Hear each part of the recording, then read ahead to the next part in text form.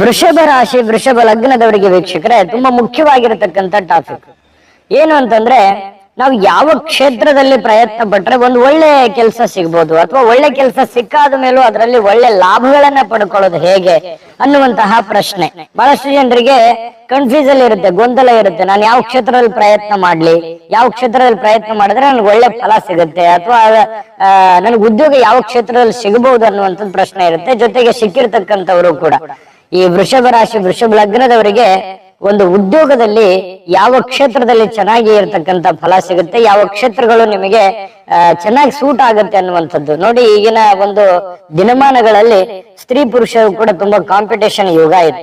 ಹಾಗಾಗಿ ಪುರುಷರಿಗಿಂತ ಸ್ತ್ರೀಯರೇನು ಕಡಿಮೆ ಇಲ್ಲ. ಎಲ್ಲ ಕ್ಷೇತ್ರಗಳಲ್ಲಿಯೂ ಕೂಡ ಸ್ತ್ರೀ ತನ್ನ ಒಂದು ಸಾಧನೆಯನ್ನ ಮಾಡ್ತಾ ಇರತಕ್ಕಂಥದ್ದು. ಹಾಗಾಗಿ ಉದ್ಯೋಗ ಕ್ಷೇತ್ರದಲ್ಲಿ ವೃಷಭ ರಾಶಿ ವೃಷಭ ಲಗ್ನದವರಿಗೆ ಸ್ತ್ರೀ ಪುರುಷರಿಗೂ ಕೂಡ ಈ ಫಲ ಅನ್ವಯ ಆಗುತ್ತೆ ಅನ್ನುವಂತ ಮಾತನ್ನ ಹೇಳ್ತಾ ವಿಡಿಯೋ ಸ್ಟಾರ್ಟ್ ಮಾಡೋದಕ್ಕಿಂತ ಮುಂಚೆ ನಿಮ್ಮ ಹತ್ರ ಒಂದು ರಿಕ್ವೆಸ್ಟ್, ಫಸ್ಟ್ ಟೈಮ್ ಚಾನಲ್ ನೋಡ್ತಾ ಇದ್ರೆ, ಬಹಳ ದಿನಗಳಿಂದ ಚಾನಲ್ ನೋಡ್ತಾ ಇದ್ದು ನೀವು ಸಬ್ಸ್ಕ್ರೈಬ್ ಮಾಡ್ಕೊಂಡಿಲ್ಲ ಅಂತಂದ್ರೆ ಈ ಕೂಡಲೇ ಈ ಚಾನಲ್ ಅನ್ನ ಸಬ್ಸ್ಕ್ರೈಬ್ ಮಾಡ್ಕೊಳ್ಳಿ, ಬೆಲ್ ಐಕನ್ ಪ್ರೆಸ್ ಮಾಡ್ಕೊಳ್ಳಿ.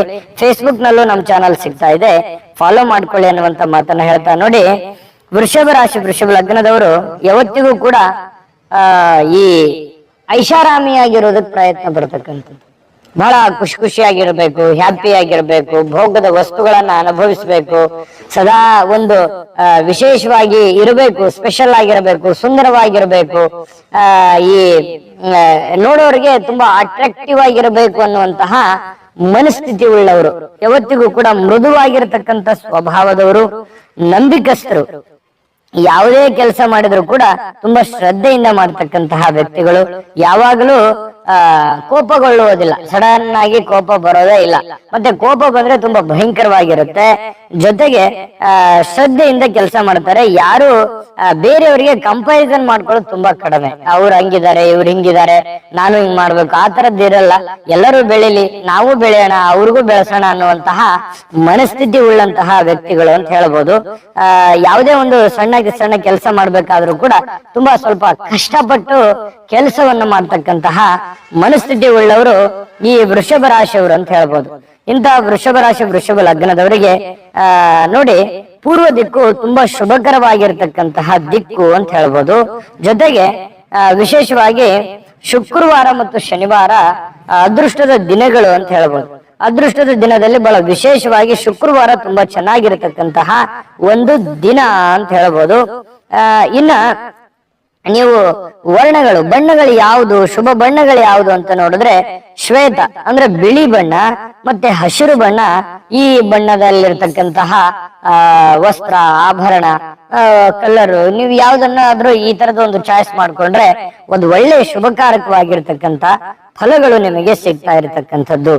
ಇನ್ನು ನಿಮಗೆ ಬಹಳ ವಿಶೇಷವಾಗಿ ಉದ್ಯೋಗ ಕ್ಷೇತ್ರದಲ್ಲಿ ನೋಡಿ, ಈ ನೀವು ಸದಾ ವಿಲಾಸಿಗಳಾಗಿರ್ತಕ್ಕಂಥದ್ರಿಂದ ಭೋಗದ ವಸ್ತುಗಳನ್ನ, ಏನಾದ್ರೂ ಒಂದು ದೊಡ್ಡ ವಿಶೇಷವಾಗಿರತಕ್ಕಂತಹ ಮನೆಗಳಾಗಿರ್ಬೋದು, ಕಾರುಗಳಾಗಿರ್ಬೋದು, ಬಂಗ್ಲೆ ಆಗಿರ್ಬೋದು, ವಿಲ್ಲಾ ಆಗಿರ್ಬೋದು, ಅಥವಾ ಸೈಟ್ಗಳಾಗಿರ್ಬೋದು, ಭೋಗದಲ್ಲಿ ಅನುಭವಿಸುವಂತಹ ವಸ್ತುಗಳನ್ನ, ಭೋಗಕ್ಕೆ ಸಂಬಂಧಿಸಿರತಕ್ಕಂತ ವೈಭೋಗಗಳು ಇರಬೇಕದ್ರಲ್ಲಿ, ಅಂತಹ ಒಂದು ಸಾಧನವನ್ನ ಮಾರಾಟ ಮಾಡ್ತಕ್ಕಂತಹ ಸನ್ನಿವೇಶ ಕೆಲವೊಂದು ಜನರಿಗೆ ಸೂಟ್ ಆಗುತ್ತೆ. ಇನ್ನು ಸುಗಂಧಿತ ಪದಾರ್ಥಗಳನ್ನ ಮಾರಾಟ ಮಾಡ್ತಕ್ಕಂಥದ್ದು ಕೂಡ, ಈ ಸ್ತ್ರೀಯರ ವಸ್ತ್ರ ಅಲಂಕಾರಿಕ ವಸ್ತುಗಳು ಸೌಂದರ್ಯವಾಗಿರ್ತಕ್ಕಂತಹ ಯಾವ್ದಾದ್ರೂ ಸುಂದರವಾಗಿರ್ತಕ್ಕಂಥ ವಸ್ತುಗಳು, ಅದು ಯಾವುದೇ ಒಂದು ರೂಪದಲ್ಲಿರಬಹುದು, ಕಲ್ಲಿನಿಂದ, ಕಟ್ಟಿಗೆಯಿಂದ, ಪಂಚಲೋಹಗಳಿಂದ, ಯಾವ್ದಾದ್ರೂ ಈ ಭೂಮಿ ಮೇಲೆ ಇರ್ತಕ್ಕಂತಹ ಎಲ್ಲ ಯಾವ್ದಾದ್ರೂ ಲೋಹಗಳಿಂದ ಇರತಕ್ಕಂತ ವಸ್ತುಗಳೇ ಆಗಿರಬಹುದು ಅಥವಾ ಆರ್ಟಿಫಿಷಿಯಲ್ ಆಗಿರ್ಬೋದು. ಇಂತಹ ಒಂದು ಸುಂದರವಾಗಿರ್ತಕ್ಕಂತಹ ವಸ್ತುಗಳನ್ನ ಮಾರಾಟ ಮಾಡ್ತಕ್ಕಂಥದ್ದು, ಒಳ್ಳೆ ಒಂದು ಫಲಗಳು ಸಿಗುವಂತದ್ದು.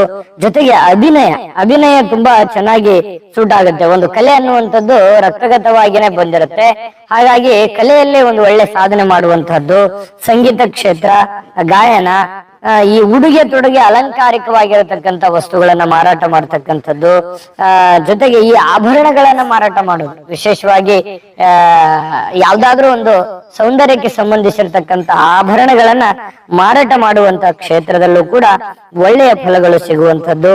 ಜೊತೆಗೆ ಈ ಟೂರಿಸ್ಟ್, ಈ ಪ್ರಯಾಣ ಮಾಡುವಂತದ್ದು, ಬೇರೆ ಬೇರೆ ಕಡೆ ಅಲದಾಡುವಂತದ್ದು, ಅದೇ ಒಂದು ವೃತ್ತಿ ಜೀವನ ಆಗ್ಬೋದು. ಟೂರಿಸ್ಟ್ ಮಾಡುವಂತದ್ದು, ಕೆಲವೊಂದು ಟ್ರಾವೆಲಿಂಗ್ ಏಜೆನ್ಸಿಗಳನ್ನ ಮಾಡ್ತಕ್ಕಂಥದ್ದು, ಈ ರೀತಿಯಾಗಿರತಕ್ಕಂತಹ ಒಂದು ವಿಶೇಷವಾಗಿರ್ತಕ್ಕಂತಹ ಸ್ವಲ್ಪ ಭಿನ್ನವಾಗಿರುತ್ತೆ.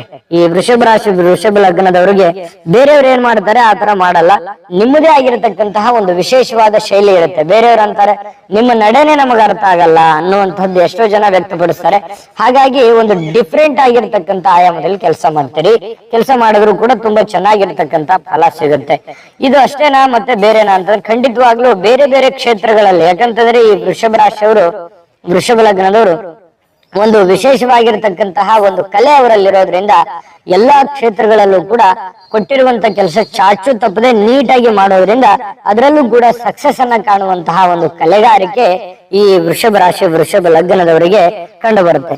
ಇನ್ನು ನಿಮ್ಮ ಆರಾಧ್ಯ ದೈವ ಯಾವುದು ಅಂದ್ರೆ ನೀವು ಸದಾ ಒಂದು ಸ್ಮರಿಸಿಕೋಬೇಕಾಗಿರುವಂತಹ, ಆರಾಧನೆ ಮಾಡಬೇಕಾಗಿರ್ತಕ್ಕಂತಹ, ಪೂಜಿಸಲ್ಪಡ್ತಕ್ಕಂತಹ ದೇವ್ರು ಯಾವುದು, ದೈವ ಯಾವುದು ಅನ್ನುವಂಥದ್ರ ಬಗ್ಗೆ ಬಹಳ ಮುಖ್ಯವಾಗಿರ್ತಕ್ಕಂಥ ವಿಚಾರ ಇದೆ. ಜೊತೆಗೆ ನೀವು ಯಾವ ಮುಖದ ರುದ್ರಾಕ್ಷ ಹಾಕೊಂಡ್ರೆ ಚೆನ್ನಾಗಿರುತ್ತೆ ಅನ್ನುವಂಥದ್ದು ಟಾಪಿಕ್ ಇದೆ. ಆದ್ರೆ ಅದನ್ನ ತಿಳಿಸೋದಕ್ಕಿಂತ ಮುಂಚೆ ಒಂದು ಮುಖ್ಯವಾದ ವಿಡಿಯೋ ಇದೆ, ನೋಡ್ಕೊಂಡು. ವೀಕ್ಷಕರೇ, ನೀವಿನ್ನೂ ನಿಮ್ಮ ಜಾತಕ ಬರಸೇ ಇಲ್ವಾ? ನಿಮ್ಮ ಮಕ್ಕಳ ಜಾತಕ ನೀವಿನ್ನೂ ತೆಗೆದುಕೊಂಡೇ ಇಲ್ವಾ? ಜಾತಕ ತಗೊಳ್ಳುವಂತದ್ದಕ್ಕೆ ಒಂದು ಸುವರ್ಣ ಅವಕಾಶ ಇದೆ. ಈ ವಿಡಿಯೋದ ಕೆಳಗಡೆ ಅಂದ್ರೆ ಡಿಸ್ಕ್ರಿಪ್ಷನ್ ಇದೆ. ಈ ವಿಡಿಯೋದಲ್ಲ, ಈ ವಿಡಿಯೋದ ಕೆಳಗಡೆ ಡಿಸ್ಕ್ರಿಪ್ಷನ್ ಇದೆ. ಆ ಡಿಸ್ಕ್ರಿಪ್ಷನ್ ಅಲ್ಲಿ ಒಂದು ಲಿಂಕ್ ಇದೆ. ಆ ಲಿಂಕಿನ ಮೇಲೆ ಕ್ಲಿಕ್ ಮಾಡಿದ್ರೆ ಮತ್ತೊಂದು ವಿಡಿಯೋ ಓಪನ್ ಆಗುತ್ತೆ.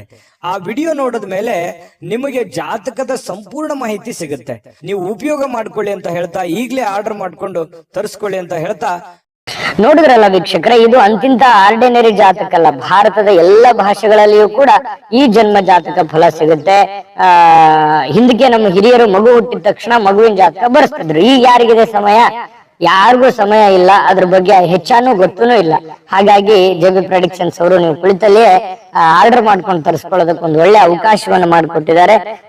ನಂಬಿಕೆ ವಿಶ್ವಾಸದಿಂದ ಆರ್ಡರ್ ಮಾಡ್ಕೊಂಡು ತರಿಸ್ಕೊಳ್ಳಿ ಅನ್ನುವಂತ ಮಾತನ್ನ ಹೇಳ್ತಾ, ನೋಡಿ ನೀವು ರುದ್ರಾಕ್ಷಿ ಅಂತ ಬಂದಾಗ ಯಾವುದೇ ಒಂದು ಮುಖದ ರುದ್ರಾಕ್ಷಿಯನ್ನ ಧರಿಸ್ಕೋಬಹುದು. ಅದ್ರ ಬಗ್ಗೆ ಏನ್ ತೊಂದರೆ ಏನಿಲ್ಲ. ಬಟ್ ನೀವು ಈ ರತ್ನಗಳನ್ನ ಧರಿಸಬೇಕಾದ್ರೆ ನಿಮ್ಮ ನಕ್ಷತ್ರಗಳಿಗೆ ಅನುಸಾರವಾಗಿ ಧರಿಸತಕ್ಕಂತ ಪ್ರಯತ್ನವನ್ನ ಮಾಡಿ. ಇನ್ನು ನಿಮ್ಮ ಆರಾಧ್ಯ ದೈವ ಏನು ಅಂತಂದ್ರೆ ನೋಡಿ, ಶ್ರೀ ಮಹಾಲಕ್ಷ್ಮಿ ತಾಯಿ, ಮಹಾಲಕ್ಷ್ಮಿ ದೇವಿಗೆ ಸದಾ ಸ್ಮರಣೆಯಲ್ಲಿರಬೇಕು, ಸದಾ ಆರಾಧನೆಯಲ್ಲಿರಬೇಕು. ಪೂಜೆ ಪುನಸ್ಕಾರಗಳನ್ನ, ಧೂಪ ದೀಪಗಳನ್ನ, ನೈವೇದ್ಯಾದಿಗಳನ್ನ ಮಾಡತಕ್ಕಂತಹ ಪ್ರಯತ್ನವನ್ನ ಮಾಡ್ಕೊಳ್ಳಿ. ಖಂಡಿತವಾಗಿಯೂ ನಿಮ್ಮ ಜೀವನದಲ್ಲಿ ಒಂದು ಒಳ್ಳೆ ಫಲ ಸಿಗುವಂತಹ ಸಾಧ್ಯತೆಗಳು ಕಂಡು ಬರ್ತಾ ಇರತಕ್ಕಂಥದ್ದು. ಒಳ್ಳೆ ಫಲ ಸಿಗಲಿ. ತಾಯಿ ಮಹಾಲಕ್ಷ್ಮಿ ಸಕಲ ಐಶ್ವರ್ಯಗಳನ್ನು ಕೊಟ್ಟು ಕರುಣಿಸ್ಲಿ ಅಂತ ಪ್ರಾರ್ಥನೆ ಮಾಡ್ಕೊಳ್ತಾ, ಸರ್ವೇ ಜನಃ ಸುಖಿನೋ ಭವಂತು.